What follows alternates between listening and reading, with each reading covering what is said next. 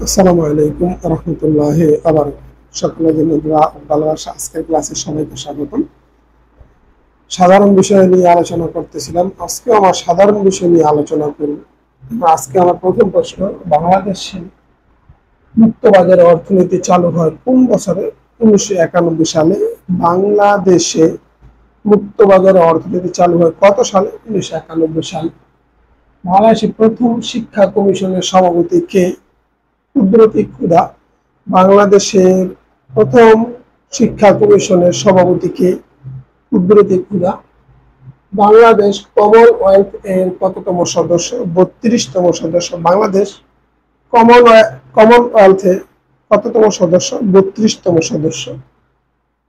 কক্সবাজারের সমুদ্র সৈকতের দৈর্ঘ্য কত? 120 কিলোমিটার। কক্সবাজারের সমুদ্র সৈকতের দৈর্ঘ্য কত কিলোমিটার? 120 কিলোমিটার। কোন চুক্তির মাধ্যমে ইসি আত্মপ্রকাশ করে? রোম চুক্তি। কোন চুক্তির মাধ্যমে ইসি আত্মপ্রকাশ করে? রোম চুক্তি। বিশ্বকাপ ফুটবলে গোল্ডেন বল চালু হয় কত সালে? 1986 সালে। বিশ্বকাপ ফুটবলে গোল্ডেন বল চালু হয় কত সালে? 1986 সালে। দি প্রিন্স গ্রন্থের লেখককে? ম্যাকিয়াভেলি। দি প্রিন্স এই গ্রন্থটির রচয়িতা বা লেখককে? ম্যাকিয়াভেলি। তারপরে দ্বিতীয় বিশ্বযুদ্ধের সময় কাল কত সাল থেকে কত সাল পর্যন্ত?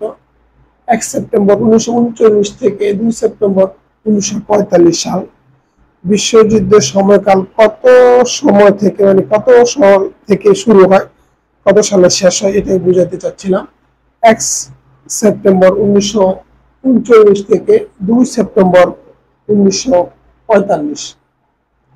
মাদাম কুরি কিসের উপর নোবেল পেয়েছেন? পদার্থ রসায়ন। মাদাম কুরি কিসের উপর নোবেল পেয়েছেন? পদার্থ রসায়ন। তিনি পোল্যান্ডের নাগরিক, পরবর্তীতে ফ্রান্সের নাগরিক হন।